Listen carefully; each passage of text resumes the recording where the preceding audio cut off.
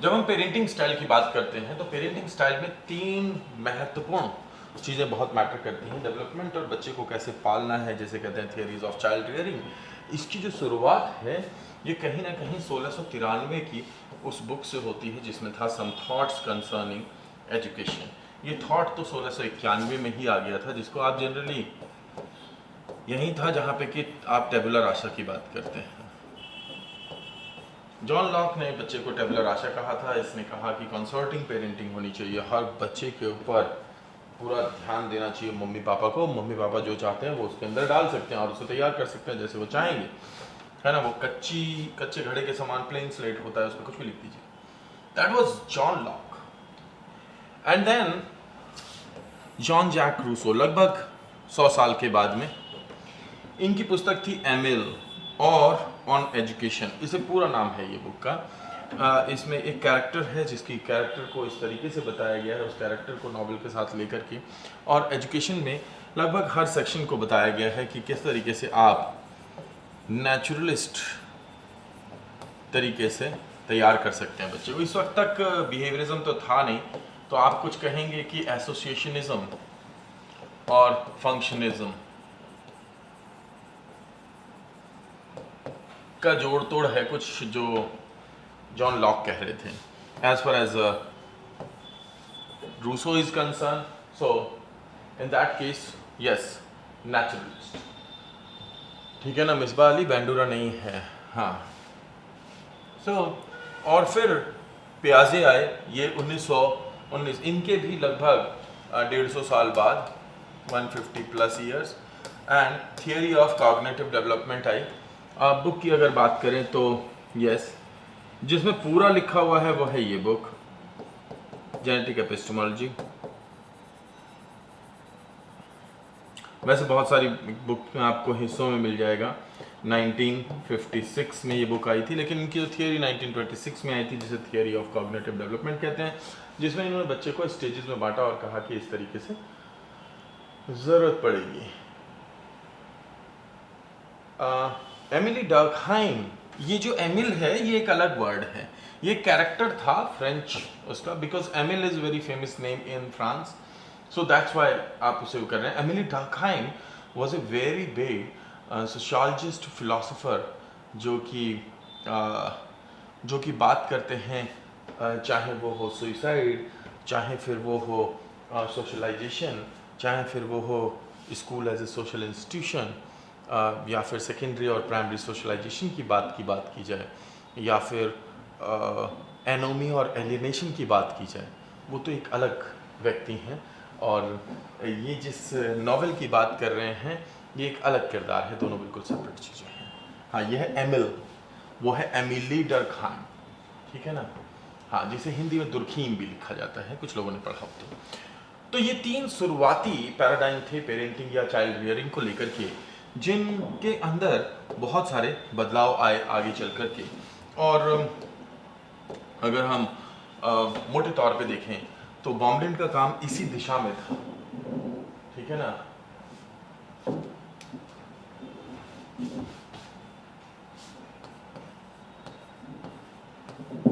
Emily Durkheim 1826 और 1778, जबकि जे Rousseau died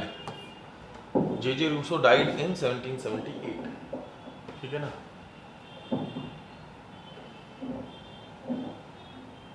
ठीक है, 1826 से 1856 के बीच में आप सोशलाइजेशन के सारे वर्क पढ़ेंगे, ज़्यादातर वर्क पढ़ेंगे एमिली डर्कहाइम के, ठीक है। हाँ, तो ये जो तीन मैंने आपको लोग बताए, इसी थॉट प्रोसेस में आगे का काम था जो कि कुछ लोगों ने किया। लेकिन पहले मैं आता हूँ बॉम्बलिन पे, क्योंकि पेरेंटिंग स्टाइल की बात बॉम्बलिन ही कर रही थी। ये है बॉम्बलिन, डाइन बॉम्बलिन ने दिया हुआ है 1960s, मैं इसको प्रिसाइज कर देता हूँ, 1965 एंड 66, बहुत सारे अलग अलग सेक्शंस में इनका डेवलपमेंट हुआ था। डायन बॉम्बलिन ने जो थियरी ऑफ चाइल्ड डेवलपमेंट और रियरिंग दी थी, यानी कि चाइल्ड रेयरिंग, उसे कैसे पालना है, उसमें पेरेंटिंग स्टाइल की बात की है।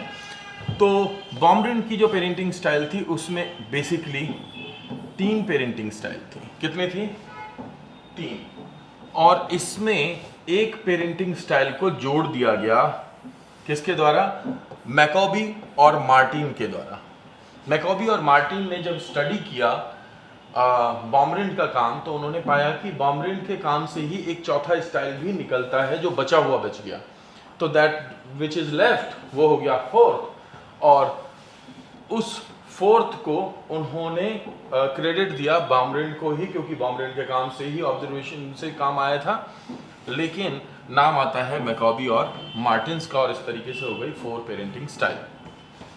इनमें जो पहली है अथॉरिटेटिव, अथॉरिटेरियन, परमिसिव और नेग्लेक्टफुल। बॉमरिन ने जो काम किया था उसके लिए उन्होंने जिस फ्रेमवर्क को अपनाया वो फ्रेमवर्क था, और जिसको आप यूज कर सकते हैं, उसमें 2 चीजें हैं। एक तो है रेस्पॉन्सिव और दूसरा है डिमांडिंग।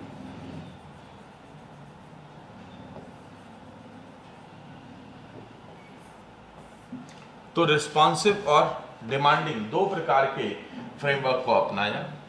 अब इन रिस्पॉन्सिव और डिमांडिंग से इन 4 प्रकार के पेरेंटिंग स्टाइल को समझने की कोशिश रहेगी हमारी। यहां पे है डिमांडिंग और अनडिमांडिंग। 2 प्रकार के ऐसे पेरेंट हो सकते हैं जो कि या तो डिमांडिंग हो या फिर अनडिमांडिंग हो। उनका पेरेंटिंग स्टाइल में डिमांडिंग आ रहा हो या अनडिमांडिंग आ रहा हो। डिमांडिंग मतलब हमें कुछ चाहिए तुमसे, अनडिमांडिंग यानी we are not looking for nothing from your side. एक है रिस्पॉन्सिव जो कि उत्तरदायित्व समझें अपना, दूसरे हैं अनरिस्पॉन्सिव जो कि किसी बात का ठीकरा अपने सिर पे नहीं लेते। अनरिस्पॉन्सिव पेरेंटिंग वो हो गई जिसमें कि हम हर चीज का उत्तरदायित्व बच्चे पर ही डाल देते हैं, वो होती है अनरिस्पॉन्सिव। और जब हमारे हिस्से का उत्तरदायित्व हम अपने ऊपर लेते हैं, दैट इज कॉल्ड रिस्पॉन्सिव। हमारी अपनी डिमांड होती है, दैट इज डिमांडिंग, और हमारी अपनी डिमांड नहीं होती, उसे कहते हैं अनडिमांडिंग। अब अगर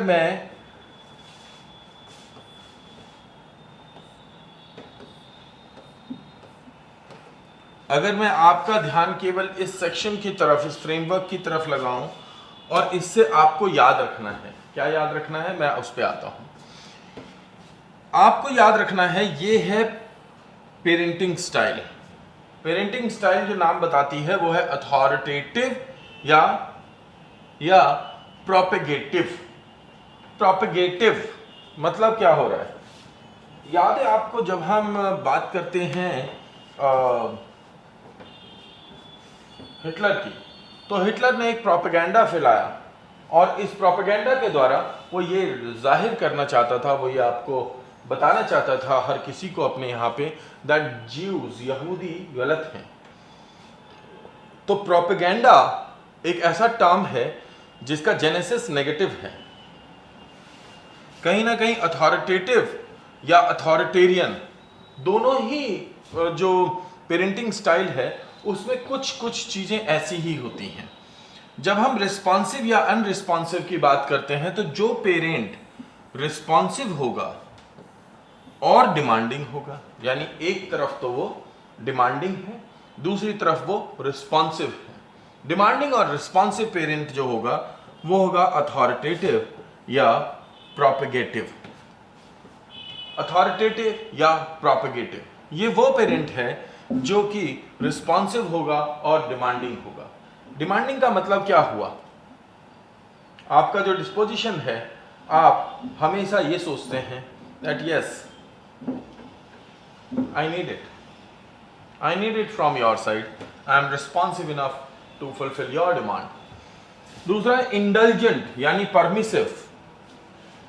अगर रिस्पॉन्सिव है लेकिन अनडिमांडिंग है तो वो इंडल्जेंट होगा। इंडल्जेंस का मतलब क्या होता है? इंडल्जेंस का मतलब होता है किसी चीज में व्याप्त, व्यसित। और अगर वो अनरिस्पॉन्सिव है तो वो अथॉरिटेरियन होगा, टोटलिटेरियन होगा। लेकिन अगर वो अनडिमांडिंग और अनरिस्पॉन्सिव है तो फिर वो नेग्लेक्टफुल होगा। नेग्लेक्टफुल पेरेंटिंग वो होती है जो बच्चे पर ध्यान ही नहीं देती। ये वो व्यक्ति है जो अनरिस्पॉन्सिव और अनडिमांडिंग होगा, ना ही तो उसे बच्चे से किसी चीज़ की ज़रूरत है, ना ही वो बच्चे की किसी नीड को फुलफिल करता है। ठीक है, अब ऐसा पेरेंट कौन होगा जो कि बच्चे को आइसोलेट कर देगा। नेग्लेक्टफुल, बच्चा क्या महसूस करता है कि उसे छोड़ दिया गया है। यही चौथी स्टाइल है जिसको ऐड किया गया था मैकॉबी और मार्टिन्स द्वारा। आपको याद रखना है डिमांडिंग और अनडिमांडिंग, रिस्पॉन्सिव और अनरिस्पॉन्सिव से, राइट। अगर आप ये याद कर पाएंगे तो अगले सेक्शन में आपको इसका एक और सेक्शन ऐड करवाऊंगा। एक ही दिन में करवाया तो दोनों भूल जाओगे। तो आपको याद रखना है रिस्पॉन्सिव और अनडिमांडिंग इंडल्जेंट होगा, डिमांडिंग और अनरिस्पॉन्सिव अथॉरिटेरियन होगा। इस तरीके से आप इसकी स्ट्रक्चर को बना लें और याद कर लें, राइट जी। हिस्सों में करेंगे ये काम, इसको आप थोड़ा सा काम कर लें, अगली सेक्शन में आपको इसका एक और सेक्शन देंगे, ठीक है। चलिए, इसके बाद दूसरा जो ऑप्शन था पिछले क्वेश्चन में वो था हैरी हार्लो का। हैरी हार्लो जिन्होंने कि 1960s में काम किया, मेनली बेसिकली 1950s 60s काम करना चाहते थे लव पे। ये एक लव का साइकोमेट्रिक तैयार करना चाहते थे, यानी लव का मापक तैयार करना चाहते थे। लव पे काम करते करते काम खत्म हुआ अटैचमेंट पे। अटैचमेंट पे 1930s के बाद एक ही काम था जो कि था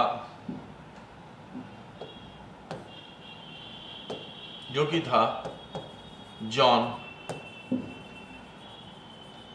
बॉल्बी का। जॉन बॉल्बी का एक ग्राउंड ब्रेकिंग वर्क था जिसमें इन्होंने कहा था कि मदर्स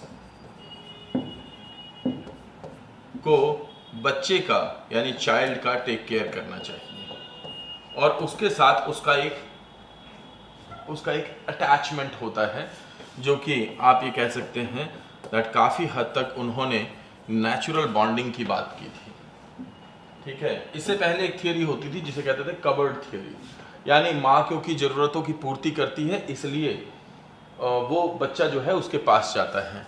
बॉल्बी ने प्रूव किया कि माँ केवल ज़रूरतों की पूर्ति नहीं कर रही बल्कि उससे रियल अटैचमेंट है बच्चे का, और ये अटैचमेंट के लिए जॉन बॉल्बी को रिस्पॉन्सिबल माना जाता है। इसी जॉन बॉल्बी के अटैचमेंट को कि मदर कोई वस्तुओं की पूर्ति करने वाली ही नहीं बल्कि उससे ज़्यादा भी है, हैरी हार्लो ने इस पर एक रिसर्च किया और उसने जो रिसर्च किया उसमें उसने एक सरोगेट मदर को लिया। उसने रेसस मंकी पर काम किया था।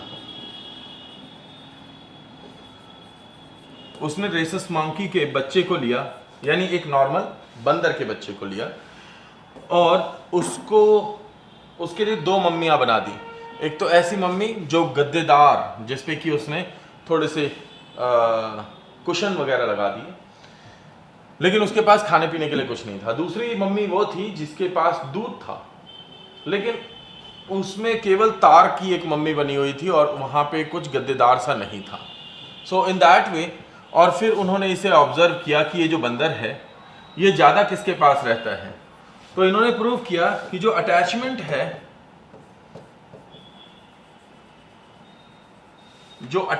है वो कंफर्टिंग मॉम के पास है। याद रखेंगे कौन सी मॉम? कंफर्टिंग मॉम, जो आपको आराम देने वाली मम्मी है उसके पास में, ठीक है ना। तो कंफर्टिंग मॉम के पास में है। ठीक आ रहा है या जा भी रहा है बीच बीच में? तो बाकी सब चीजें ठीक है ना? बता दो भाई एक बार। तो जौन सी मम्मी थी जिसका की बॉडी में वो कंफर्टिंग वो लगाई गई थी सारी चीजें, और उसके पास जाता था। तो ये जो कंफर्टिंग मॉम है इसी को अटैचमेंट से कनेक्ट किया गया और कहा गया कि ये केवल खाने वाली मम्मी के पास नहीं जा रहा जो कि खाना दे रही है, ठीक है ना। तो इसलिए ये हैरी हार्लो का था, और अगर आपको इसे पूरा देखना हो तो उसकी वीडियो अवेलेबल है यूट्यूब पे, ठीक है। तो इसके बाद में ये हैरी हार्लो का अटैचमेंट का थियरी था। और एक मिनट, इसके बाद में आती है मैरी अन्सवर्थ। मैरी अन्सवर्थ ने भी अटैचमेंट पे ही काम किया है। इन्होंने ये ढूंढने की कोशिश की कि जो अटैचमेंट, अगर अटैचमेंट ना हो तो उसके कारण कौन सी डिसेबल्ड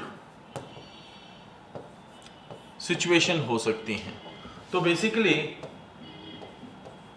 आइसोलेशन, और आइसोलेशन से कौन से इफेक्ट आते हैं, आपकी पर्सनैलिटी किस तरीके से प्रभावित हो सकती है, उसकी बात की। दूसरी बात की, आप जब attachment, if attachment is less तब क्या होगा, मोर तब क्या होगा, और ओवर तब क्या होगा। तो आपको तीसरी चीज जो याद रखनी है वो है टाइप्स। अगर कहीं पे भी पूछा जाए कि अटैचमेंट के टाइप कौन से होते हैं, तो यहां पे कौन आएगा, एंसवर्थ आएंगे। तो एंसवर्थ ने बेसिकली किया क्या था, एक आपने पढ़ा होगा मियर एक्सपोजर इफेक्ट। मियर एक्सपोजर इफेक्ट, इसमें जोड़ दो जॉन बाउल्बी को, और इसमें जोड़ दो मिस्टर हैरी हार्लो को, और इसके बाद में इसके अंदर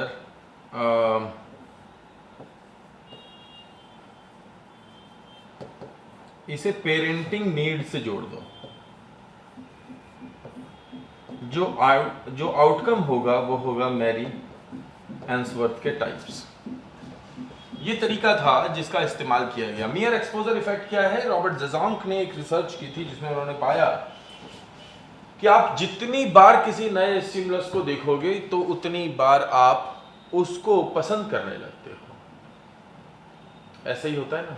तो अगर वो चीज़ आप नापसंद भी करते हो लेकिन बार बार देखने से वो पसंद आने लगता है। कुछ इस तरीके से मानिए कि एक ऑफिस के अंदर आपकी नियुक्ति होती है एक क्लर्क के रूप में। आप एक क्लर्क के रूप में किसी दूसरे क्लर्क के साथ में घुल मिल नहीं रहे, ठीक है ना। लेकिन कुछ दिन के बाद आपका जो फर्स्ट इंप्रेशन था वो था कि ये गंदा है, बदबू आती है, या जो भी कुछ है। और कुछ दिन के बाद में आप उसके साथ में लंच भी कर रहे हैं, बात भी कर रहे हैं और हंसी मजाक भी कर रहे हैं। क्यों हो रहा है ऐसा? क्योंकि रेगुलर एक्सपोजर हो रहा है। दैट इज मियर एक्सपोजर इफेक्ट, ठीक है ना। तो ये सोशल साइकोलॉजी की एक बहुत ग्राउंड ब्रेकिंग रिसर्च थी।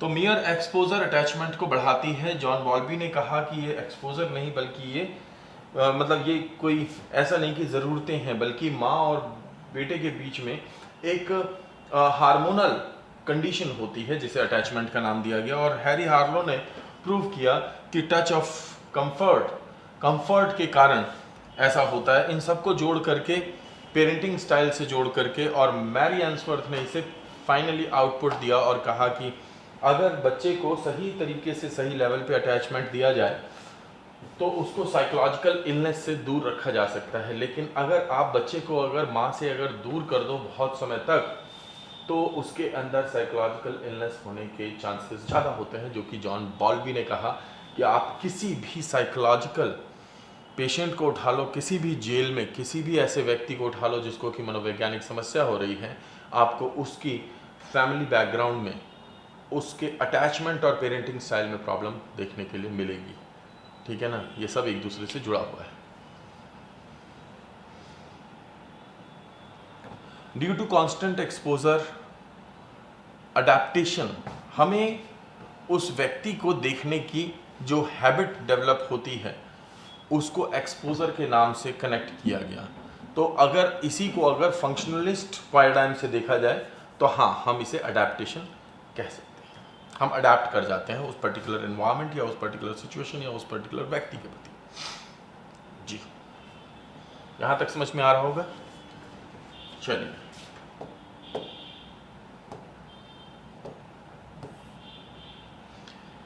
इसके बाद का ऑप्शन था एल्बर्ट बैंडूरा, और बैंडूरा ने 1953 में एक्चुअली डॉलर मिलर और दूसरे जो रिसर्चर थे उनके रिसर्चेस से प्रभावित होकर के ये विचार दिया था कि हम मतलब हम भी कुछ काम करना चाहते हैं, तो इन्होंने एग्रेशन पे काम किया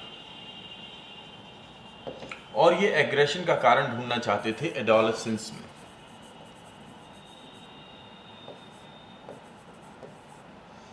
अब एडोलेसेंस एक ऐसी एज है जिसपे कि बच्चा तुरंत तो आ नहीं जाता, बहुत सारी स्टेजेस में होकर के आता है।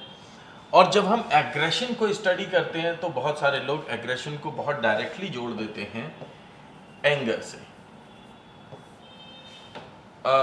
ये नेचुरल भी है कि एग्रेशन एंगर के रूप में नज़र आता है, बट ये बहुत हद तक पढ़े लिखे सेक्शंस में बैंडूरा की वजह से है, क्योंकि बैंडूरा ने एग्रेशन को स्टडी करने के लिए एंगर को स्टडी किया था। इसी को कहते हैं फेमस बोबेडॉल एक्सपीरियंस। और बोबेडॉल एक्सपीरियंस में इन्होंने देखा कि गर्ल अलग प्रकार के टॉयज को उठा रही हैं और बॉयज अलग प्रकार के टॉयज को या कहें सिंपली टूल्स को सेलेक्ट कर रहे हैं। तो गर्ल्स और बॉयज के टूल्स एंड टॉयज अलग अलग हैं, है ना। अब इसके कारण इसका मतलब ये है कि गर्ल्स और बॉयज दोनों ने अपने लिए जो सोशल एक्टर को जिसको फॉलो किया वो डिफरेंट है। इसी को इन्होंने कहा मॉडल। अब इस मॉडल से वर्ड आता है मॉडलिंग। मॉडलिंग में एक तो सोशल मॉडलिंग होती है, दूसरी इनडायरेक्ट मॉडलिंग हो सकती है, और तीसरी एक्टिव मॉडलिंग हो सकती है। हाँ,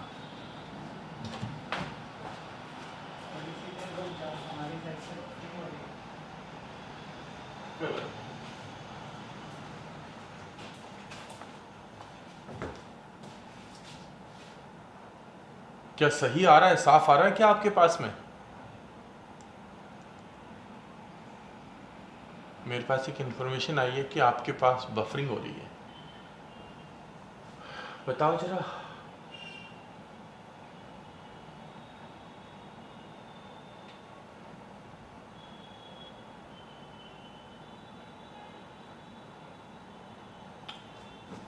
तो फिर चलो। हाँ, तो मॉडलिंग 3 प्रकार की होती है, एक सोशल, एक इनडायरेक्ट और एक एक्टिव। फॉर एग्जांपल मेरे सामने जो व्यक्ति है मैं उसको देख करके और सीख ले रहा हूँ, तो ये हो गया active learning, active modelling. Indirect modelling तब होगा जबकि मैं कहीं पे पढ़ रहा हूँ, मैं कहीं पे ऑब्जर्व करने के लिए मैं डायरेक्ट, मेरा ऑब्जर्वेशन नहीं है, पर मैं उसके जैसा होने की कोशिश कर रहा हूँ। मैंने सुना, मेरे पास किसी थर्ड व्यक्ति ने मेरे से शेयर किया। और सोशल मॉडलिंग का मतलब होता है किसी फैशन या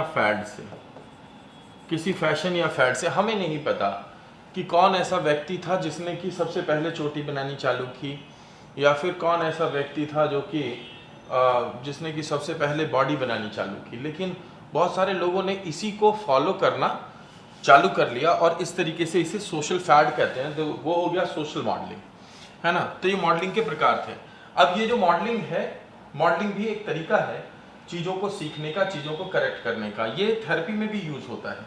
हम एक मॉडल क्रिएट करते हैं, बहुत ज़्यादा यूज़ होता है डिसेबिलिटी के केस में, क्योंकि उसमें क्या होता है कि हम अपनी चम्मच से ठीक से खाएंगे तो सामने वाला हमें कॉपी करने की कोशिश करेगा, तो हम उसके वो सोशल मॉडल हैं जिससे कि एक्टिव मॉडलिंग होगी। मज़ेदार चीज़ है, ठीक है। तो इसके लिए इन्होंने कहा कि ये कैसे होगी, हाउ डज दिस हैपन। तो इसके लिए इन्होंने बोला कि भाई देखो, होता ये है कि हम जिस चीज को ऑब्जर्व कर रहे हैं, हम उस ऑब्जर्व को लर्न कर लेते हैं, और जब लर्न कर लेते हैं तो फिर हम उसको परफॉर्म करते हैं। ठीक है ना? तो बेसिकली इन्होंने क्या किया, पहले तो 1967 में इन्होंने जो थॉट दिया, जिसके कारण इन्हें बोला जाता है SLT, social learning theory, that was 1967। और SCT इसको चेंज कर दिया 1976 में, इसे कहा गया सोशल कॉग्निटिव थियोरी। बट हाँ, आपके इसमें सोशल लर्निंग थियोरी के रूप में, हाँ, सोशल फैड मतलब फैशन, शॉर्ट टर्म फैशन, है ना? तो हम उस तरीके से भी बहुत सारी चीजों को सीख लेते हैं, गुड और बैड कुछ भी हो सकती है। तो इन्होंने कहा कि भाई हमारी जो लर्निंग होती है वो तो ज्यादा होती है और परफॉर्मेंस उसकी कम होती है। कुछ इसी तरीके से कि आप रोटी बनाते हैं, मम्मी रोटी बना रही है, आप गए किचन में, आपने देखा मम्मी को, आप रोटी बनाना सीख गए, लेकिन जब आपने बनाने की कोशिश की तो आपकी रोटी गोल नहीं बनी। तो जो आपकी रोटी गोल नहीं बनी, ये आपकी गलती नहीं है, आप सीख गए हो, बट आपकी परफॉर्मेंस, आपकी लर्निंग और परफॉर्मेंस के बीच का गैप है। तो जितनी प्रैक्टिस करोगे उतना आप अपनी परफॉर्मेंस और लर्निंग का गैप कम कर लेंगे। हाँ, लाइव, वर्बल, सिंबॉलिक, वो बहुत सारी चीजें हो सकती हैं, वो फिर हम अलग पैराडाइम में चले जाएंगे, हम उसमें नहीं जाना चाह रहे, हम यहाँ पे व्यवस्थित रहना चाह रहे हैं। और ये अगर हम दीप्ति की, सैवी की या फिर नैना और इनकी बात करें तो ये वो बच्चे हैं जिन्होंने कि यहाँ पे चीज़ें सीखी हुई हैं कि मैंने किस तरीके से ब्रूनर पढ़ाया है या वैगनर किया है हमने या फिर लावे किया है, तो तुम उससे कनेक्ट कर सकते हो, है ना? वॉर्फ की जो हाइपोथेसिस है उससे आप इसे ली वॉर्फ हाइपोथेसिस, उससे आप कनेक्ट कर सकते हो। लेकिन हम इसको अभी नहीं करेंगे क्योंकि हमने हिस्से हुए, आप देख रहे हो ना, एक नाम लिख दिया है, क्योंकि मैं इसको बिल्कुल कंसंट्रेट करके यहाँ पे काम करवाना चाहता हूँ, इससे बहुत महत्वपूर्ण पैडागॉजी आती है ना? तो पैडागॉजी कहाँ पे आती है अब समझते हैं इसको। मतलब हमने पिछले वाली में तो देखी कि पेरेंटिंग पैडागॉजी क्या है, यहाँ पे अब हम देख रहे हैं कि लर्निंग पैडागॉजी क्या है। तो जब हम ऑब्जर्व कर रहे हैं किसी चीज को, ऑब्जर्व से हम लर्न करते हैं और उससे हम परफॉर्म करने लगते हैं। तो ये वो पहले व्यक्ति थे जिन्होंने कि इस लर्निंग और परफॉर्मेंस के गैप को समझाने की कोशिश की। और इसीलिए पहले तक तो ये देखा जाता था कि ये ऑब्जर्वेशन लर्निंग की बात कर रहे हैं तो ये लर्निंग इमिटेशन से होकर के आ रही है, क्योंकि मॉडलिंग में तो इमिटेशन ही लागू हो रही है। लेकिन बाद में देखा जाने लगा कि ये लर्निंग और परफॉर्मेंस के गैप को अलग अलग करके देख रहे हैं, इसलिए इसको SCT, सोशल कॉग्निटिव थ्योरी के रूप में समझा जाने लगा कि ये कॉग्निशन ज्यादा है, क्योंकि ये लर्निंग दिमाग वाली बात कर रहे हैं और परफॉर्मेंस एक्टिविटी वाली, जबकि इस परफॉर्मेंस को ही लर्निंग बोलते हैं सारे बिहेवियरिस्ट। तो इसीलिए इन्हें क्या कहा जाता है, इन्हें कहा जाता है नियो बिहेवियरिस्ट, नियो बिहेवियरिस्ट। ठीक है ना जी? तो अब इन्होंने कहा कि ये लर्निंग होगी कैसे, क्योंकि ये लर्निंग कौन सी है, ये लर्निंग है वाइकेरियस लर्निंग। देखिए, वाइकेरियस लर्निंग का जो कॉन्सेप्ट है उस पे हेबरमास ने भी बात की है और बहुत सारे लोगों ने बात की, लेकिन आपको जो याद रखना है, बल्कि वेबर ने भी बात की है, लेकिन आपको जो याद रखना है वो इस बंदे को याद रखना है, बेंडुरा को। वाइकेरियस मतलब अप्रत्यक्ष, अप्रत्यक्ष। क्योंकि जब आप विराट कोहली को खेलते हुए देख रहे हो तभी आप उसका शॉट सीख गए, आप वो वाला शॉट मार पा रहे हो देर से, पर जहां तक बात है सीखने की तो आप सीख पहले ही गए।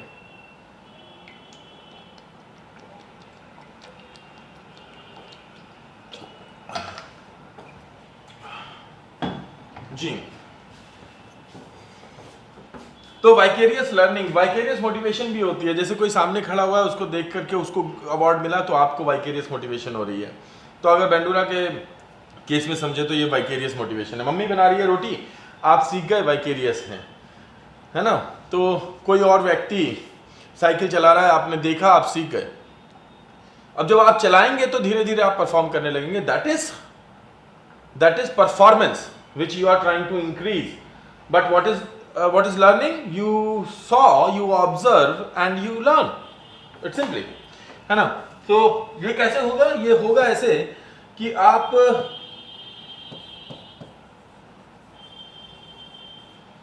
ये भी डिफरेंस इन्होंने ही देखा।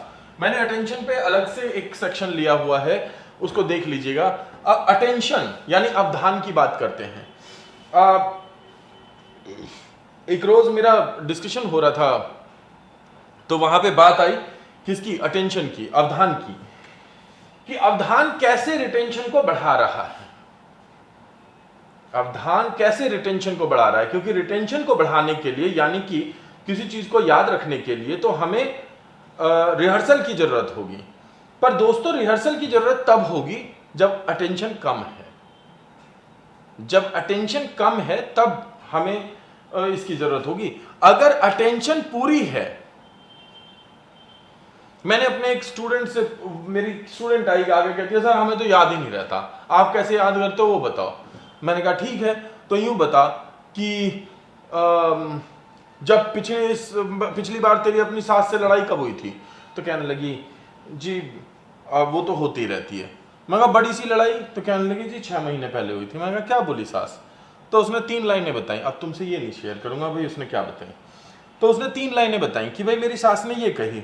मैंने कहा देखियो 6 महीने से याद है तुझे ये 3 लाइनें, बिल्कुल जैसी की तैसी याद है जैसी उसने बोली थी। कारण क्या था? अटेंशन पूरी थी तेरी, तुझे रिहर्सल करने की जरूरत ही ना पड़ी। इलेबोरेटिव रिहर्सल इनकी rehearsal short term memory, elaborative rehearsal short term to long term memory. अब ना तो रिहर्सल की जरूरत पड़ी ना एलेबोरेटिव रिहर्सल की जरूरत पड़ी। क्यों? अटेंटिव थे। जहां अटेंशन होगी वहां पे रिटेंशन होगी। अब जैसे मेरा अटेंशन जो है वो साइकोलॉजी में है, जीएस में है, वैसे तेरा अटेंशन सासू मां में है। सासू मां और उसने बोली कैसे, मैं भी इसे एक दिन जवाब दूंगी। तो ये जो है इसके कारण, इस अटेंशन के कारण, पूरी अटेंशन से सुनी तूने उसकी बात, क्योंकि वो कुछ नेगेटिव बोल रही थी। नेगेटिव स्टिमुलस पे वैसे भी हमारा ध्यान ज्यादा रहता है पॉजिटिव से ज्यादा, ठीक है ना। तो ये जो नेगेटिव स्टिमुलस था इसने उस चीज याद करा दी, अटेंशन रिटेंशन। अब जब जो चीज रिटेंशन रहेगी, दिमाग में जितनी चीजें भरती रहेंगी, जितना तुमने कूड़ा कचरा भर लिया, उसी कूड़े कचरे को परफॉर्म करोगे तुम। इस परफॉर्मेंस को कहते हैं रिप्रोडक्शन। जिस बच्चे की बात कर रहा था ना, जो साइकिल सीख रहा है, जो कि यहाँ पे ये पिक्चर बनी हुई है, तुम में से जो लोग क्लास में आए होंगे वो याद कर रहे होंगे, ये पिक्चर जो बनी हुई है कि एक बच्चा साइकिल सीखने की कोशिश कर रहा है। तो जब उसने किसी को साइकिल चलाते हुए देखा तो उसने उसके साइकिल चलाने के तरीके को रिटेन कर लिया, क्योंकि वो भी साइकिल चलाना चाह रहा था, अटेंटिव था। अटेंटिव कितना था? जितना इंटरेस्ट था।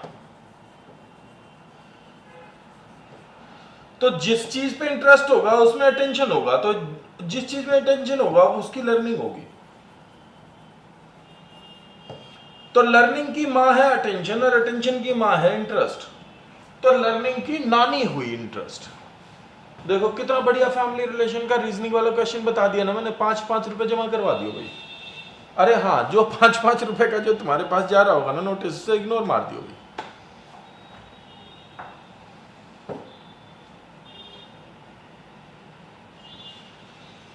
अरे पूजा रहने दे बेटा, जो ना हो पा रही होने मत दे, तू यहाँ पे ध्यान दे, ठीक है ना। अभी तो सेशन में है ना, भाड़ में जा पेमेंट, थोड़ी देर में मेरे से बात कर लियो और भाड़ में जा, अभी अभी भाड़ में जा, बाद में तो जमा करवाई दी, कोई टेंशन नहीं है ना। पर अभी तो क्लास हो रही है ना, मजे ले। तो भाई मैं क्या कह रहा था, अटेंशन की मां है इंटरेस्ट और अटेंशन की बेटी है लर्निंग। तो जहां पे इंटरेस्ट है वहां अटेंशन होगा, जहां अटेंशन है वहां लर्निंग होगी। नहीं, जिसने कर दिया वो बड़े भले मानुस हो, एक बार नहीं 2-3 बार कर दो तो अच्छी बात है, करते रहना चाहिए। ऐसे तो मतलब 5-5 रुपए के तो काम में रोज 15-20 बार करवा दे रहा, तो ऐसा करते रहो, कोई दिक्कत नहीं। तुम गरीब नहीं हो रहे और मैं अमीर नहीं हो रहा, पर हाँ थोड़ा बहुत ये ना आता रहेगा, धन धान्य होता रहेगा आदमी, ठीक है। तो भाई जिधर अटेंशन है उसका रिटेंशन होगा, जितना रिटेंशन होगा दिमाग में है तो आदमी के खोपड़े में जो होगा वही तो वो बाहर निकाल लेगा, तो वो रिप्रोड्यूस करेगा, यानी कि अपने व्यवहार में लाएगा, और जितना व्यवहार में लाएगा वो उतना ही मोटिवेटेड होगा उसी काम को करने के लिए। ये वो पहला व्यक्ति था, ध्यान से समझ लेना, ये वो पहला व्यक्ति था जिसने कि रिइंफोर्समेंट को मोटिवेशन से जोड़ा। भाई ये रिप्रोडक्शन तो रिइंफोर्समेंट ही है एक तरीके से।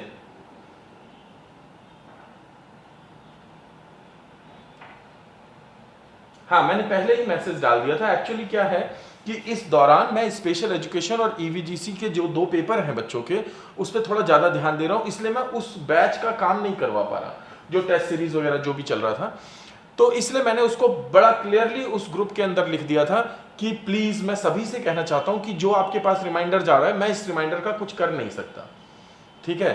तो इसको इग्नोर मारे, ठीक है ना? Do not feel bad about it, ठीक है ना? मैं कोई आपके जेब में से पैसे खोसने की कोशिश नहीं कर रहा, मैं केवल बताने की कोशिश कर रहा हूँ कि भाई अभी इग्नोर मारे इसे, अगले महीने से जब चालू करेंगे तब 5 नहीं 50-100 रुपए के बराबर का काम करवा देंगे, और आप जमा भी करवा देना 5-6 हज़ार रुपए, कोई दिक्कत वाली बात नहीं है। पर अभी मत सोचो इसको, क्योंकि मुझे भी अच्छा नहीं लगेगा अगर इसके बारे में कुछ भी सोचा जाएगा। Thank you Naina for retreating that. हाँ, ये बहुत I really O this that when students remember this. Thank you so much.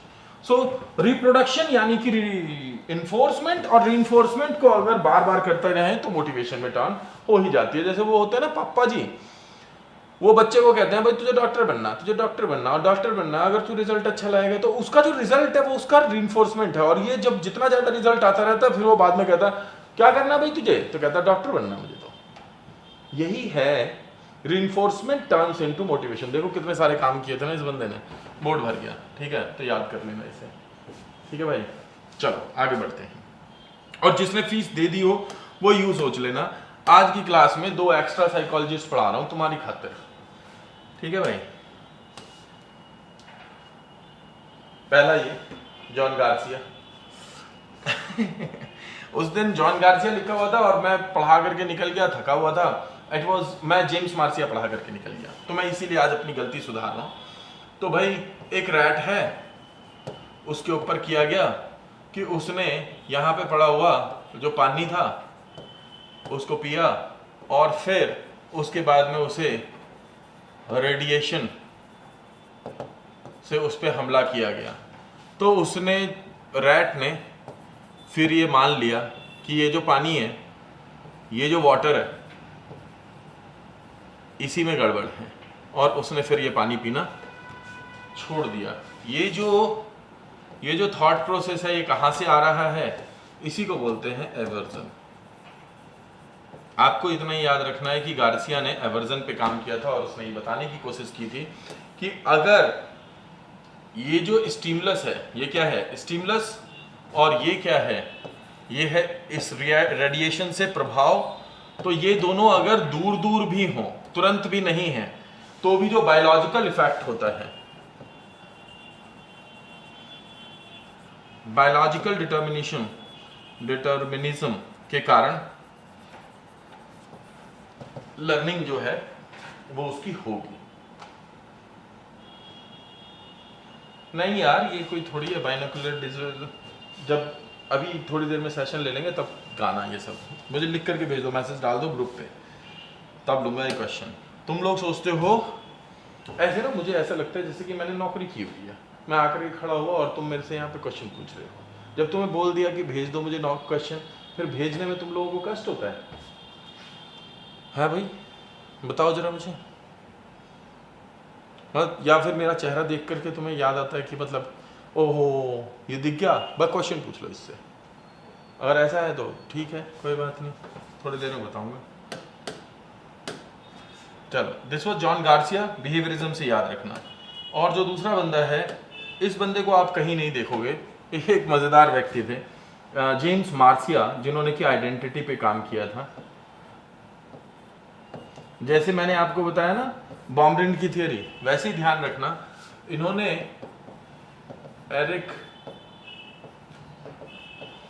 Ericsson के काम को फर्दर आगे बढ़ाया था, और वहां से इन्होंने आइडेंटिटी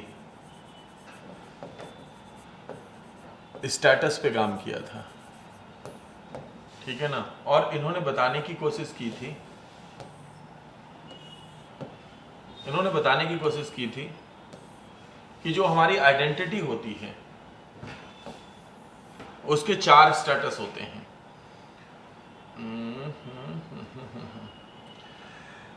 सबसे पहला जो होता है वो होगा, हम यहाँ लिख देते हैं अचीव्ड। एक स्टेटस होता है जिसे कहते हैं अचीव्ड आइडेंटिटी, है ना। तो अचीव्ड के सामने हाई एक्सप्लोरेशन लेकिन लो, तो यहाँ पे रखा जाएगा मॉरेटोरियम, ठीक है ना। इन दोनों में क्या है, इन दोनों में एक्सप्लोरेशन हाई है, ठीक है। इन दोनों के अंदर एक्सप्लोरेशन हाई है। इसमें क्या है, कमिटमेंट, कमिटमेंट इसमें हाई है और इसमें कमिटमेंट लो है। यहां पे होगा डिफ्यूजन।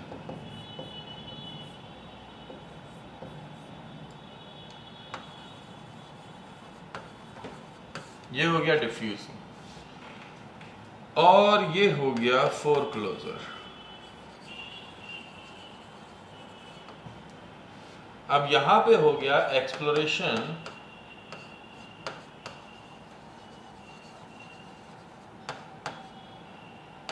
लो।